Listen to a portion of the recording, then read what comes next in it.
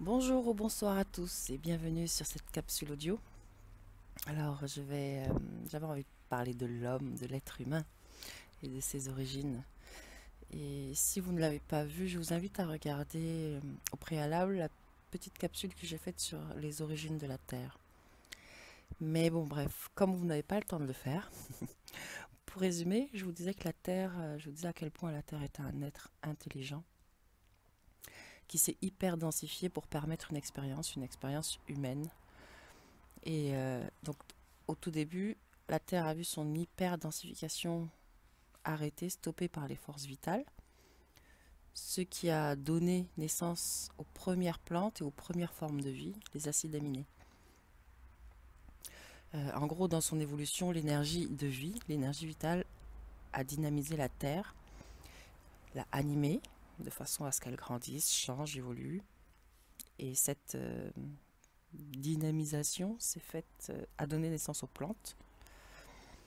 Mais l'expérience des végétaux n'étant plus suffisante pour l'expérience de la Terre, eh bien, des forces qui étaient alors parquées sur la Lune, les forces géoviques, ont été autorisées à venir sur la Terre et à y faire proliférer la vie. Tout ça dans le but de créer un contexte d'évolution, dans le but de créer une mémoire, une histoire, et ce qui va permettre ensuite à ces nouvelles formes de vie d'évoluer, de s'adapter. Donc, en gros, le végétal va être détaché de l'énergie tellurique du sol pour évoluer, à condition que celui-ci puisse se nourrir de cette énergie, donc manger les plantes, les assimiler et les digérer, pour donner de la matière à l'organisme, pour que cet organisme grandisse et surtout se transforme pour donner la vie, et pour enrichir cette vie, bien sûr. Donc, nous sommes alors sur une terre qui s'appelle la Terre blanche, avec beaucoup de formes de vie au-delà de l'unicellulaire. Beaucoup de formes de vie ont alors été générées par ces forces géoviques. Mais ces formes de vie qui ont été générées ne pouvaient pas supporter cette énergie des forces géoviques. Et donc ces formes de vie ont été amenées petit à petit à migrer vers ce qu'on a appelé l'hyperborée. Et à ce moment-là, les êtres humains sont en création de leur corps éthérique. Ils ne sont pas encore dans la matière. Et ce qui va permettre, donc ce corps éthérique, c'est ce qui va permettre à l'homme de pouvoir arriver dans la matière. L'hyperborée se trouvait dans l'hémisphère nord, donc au sud, puisque les choses sont inversées, les pôles sont inversés depuis.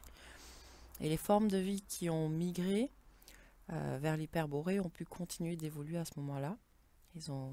Ces formes de vie ont réussi à dynamiser l'énergie vitale de par la nouvelle alimentation qu'ils ont pu avoir. Et il y a eu des animaux de plus en plus subtils, donc disons de moins en moins massifs. Donc, il y avait au départ des formes de vie des animaux énormes, des dinosaures. Et au fur et à mesure que l'énergie vitale a été dynamisée, ces animaux ont été de plus en plus subtils, jusqu'à ce qu'il y ait des animaux beaucoup plus petits. Et ce processus a duré des millions d'années, ce qui a amené petit à petit les animaux à migrer vers ce qu'on appelle la Lémurie, ou encore l'Éden dans la Bible, ou encore Terre magistrale dans d'autres textes. Et avant cette migration, un animal en particulier avait été préparé pour pouvoir recevoir des énergies supérieures en vibration d'une race extraterrestre, ce qui signifie d'une race, donc des énergies supérieures en vibration qui viennent d'au-delà de la Terre, des énergies qui ne rayonnent pas de la Terre, donc des énergies extraterrestres. Entendez-le vraiment comme ça. Et cette race qui ne vient pas de la Terre est celle qui s'appelle la race violette. Et c'est en Lémurie que cela se passe. Donc nous sommes là avec la création d'Adam, ce qui correspond à la création d'Adam dans la Bible.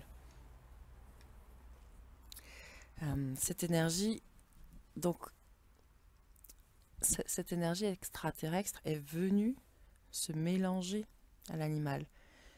Et c'est cette énergie qui a amélioré la structure de l'animal. Cette énergie qui était plus haute en vibration a modifié la structure de l'animal. Donc l'homme ne vient pas du singe, comme ce que l'on nous apprend, hein, mais il s'est servi du corps du singe et il en a amélioré sa vibration, sa structure. Parce que l'homme, ce n'est pas ça, ce n'est pas ce qu'on voit, ça c'est l'enveloppe qui sert à contenir ce qu'est l'homme, qui est tellement immense.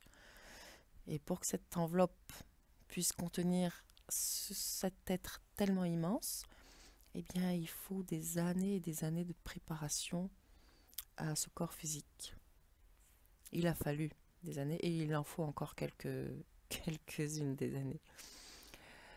Donc l'homme, c'est l'énergie qui habite le corps de l'homme. Donc en gros, c'est vrai de dire que l'homme est lié au singe, hein, mais en même temps, il est faux de dire que l'homme vient du singe. Bon, revenons à Lémurie. La Lémurie, à l'époque, c'est presque tous les continents et toutes les eaux d'aujourd'hui. C'est une terre. Et la Lémurie verra la fin des forces géoviques qui vont se voir remplacées par les forces yaviques, mais qui vont rester en mémoire profondément ancrées dans l'homme au niveau de ses plans vitaux. Donc l'homme, il va subir une transformation majeure à ce moment-là, dans le but de pouvoir lui permettre de communiquer à travers la parole, donc dans le but de lui donner un système laryngé, un cortex cérébral, l'homme va être amélioré. Et ce qu'il va subir, c'est une division de lui-même. Parce que lui, à la base, l'être humain, à la base, cette énergie extraterrestre, c'est une énergie non sexuée qui va se voir scindée entre hommes et femmes. Et donc là, on fait référence à Adam et Ève dans l'histoire de la Bible. Et il s'agit d'un moment très très très important de l'histoire de l'homme, parce qu'il y a une transformation de la majorité de son code génétique à ce moment-là, par les forces yaviques. Donc nous avons l'homme et la femme manifestés. Et il y a aussi un autre événement très important qui est la descente d'un autre être de lumière en même temps que nous. Hein. Nous sommes des êtres de lumière. Et en même temps que nous, un autre être de lumière est descendu, mais lui n'a pas supporté de rester sur ce plan. Et c'est celui qu'on appelle Lucifer. Et donc lui, il va donner à l'homme qui est en formation encore, il va lui donner une âme, un ego. Et à partir de ce moment-là, l'homme va prendre conscience qu'il vit, il va prendre conscience de ce qu'il est, de plein de choses, et à ce moment-là, tout change. Donc Lucifer, lui, il a voulu, et il veut toujours hein, d'ailleurs, accélérer l'évolution de l'homme, même si celui-ci n'est pas prêt. Et effectivement, on peut dire qu'il est bien le père de cette humanité. Il est celui qui nous permet aujourd'hui d'avoir cette partie en nous qui nous dit toujours fais mieux, cherche à évoluer, sois meilleur, souviens-toi aussi. Parce que Lucifer est vraiment un être de lumière échoué en même temps que nous. Nous n'avons pas échoué, nous n'avons pas été échoués, mais nous sommes descendus pour faire l'expérience. Mais en même temps que l'on descendait, on oubliait, en même temps que la vibration de ce qu'on était descendait dans la matière, on se perdait en même temps. C'est-à-dire qu'on perdait conscience de ce qu'on était. Et Lucifer, lui, n'a pas supporté ça. Bref, les forces yaviques ont chassé tout le monde à ce moment-là. Et l'être humain a migré vers ce qu'on a appelé l'Atlantide, qui est devenue une très grande puissance, une très grande civilisation. Parce qu'à cette époque-là, l'être humain développait et il utilisait énormément son corps astral. Donc, ce qui lui permettait de manipuler les énergies, de communiquer avec les dieux, et d'avoir accès à beaucoup d'informations venant des dieux. Et entendons-nous bien, lorsque je parle des dieux, je parle de ces forces yaviques et géoviques. Donc, beaucoup d'informations concernant les énergies. Mais, en même temps, eh bien, l'ego de l'homme grandissait au fur et à mesure. Ce corps, voilà, le corps astral, âme, ego, se développant de plus en plus, eh bien, certains Atlantes, à un moment donné, ont été tentés de manipuler les forces telluriques, étant eux-mêmes manipulés par certaines forces de l'astral, hein, et ce fut le chaos à nouveau. Donc, je vais dire que l'enfant a voulu jouer avec des allumettes dans une grange pleine de foin, et ça n'a pas été permis. Il y a eu un déluge, et l'Atlantide a sombré. Et à l'époque de l'Atlantide, c'est l'époque où les hommes vivaient sur Terre avec les géants. Il y a beaucoup de références aussi à ça dans la Bible, hein. La légende de Noé aussi appartient à l'Atlantide.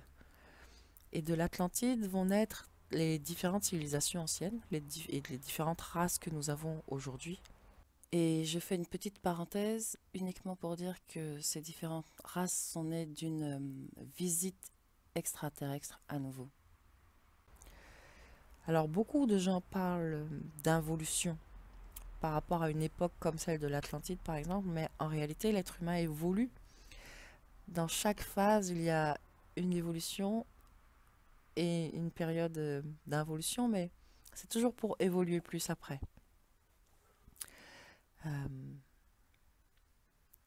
Bon, l'être humain évolue. En tout cas, ce corps matériel, cette enveloppe corporelle évolue, elle se transforme, elle s'améliore. Et elle s'améliore parce qu'il y a un but derrière tout ça. Et le but, c'est de pouvoir cristalliser ici, dans la matière, toute cette immense énergie que vous êtes, que nous sommes tous en tant qu'êtres humains. Chaque corps est en préparation de pouvoir recevoir une énergie intense. Donc il ne faut pas que le corps crame quand l'énergie rentre dedans. Donc pendant des milliers d'années, ce corps est en préparation. Nos neurones sont en préparation. Notre psyché entière, tout entière est en préparation. Voilà ce que j'avais envie de partager avec vous. Nous grandissons de siècle en siècle, le corps s'améliore, la génétique s'améliore, et tout ça a pour but de pouvoir manifester le feu que nous sommes. Donc sans cramer le corps. Voilà.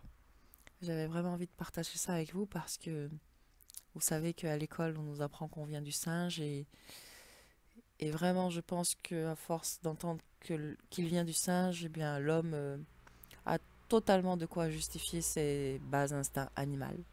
Alors, il est peut-être temps que l'homme reçoive l'information qui lui signifie d'où il vient, qui lui signifie qu'il est une grande, mais immense énergie intelligente. Et voilà. Je vous souhaite une belle journée ou une bonne soirée. Je vous dis à très bientôt. Prenez soin de vous. Au revoir.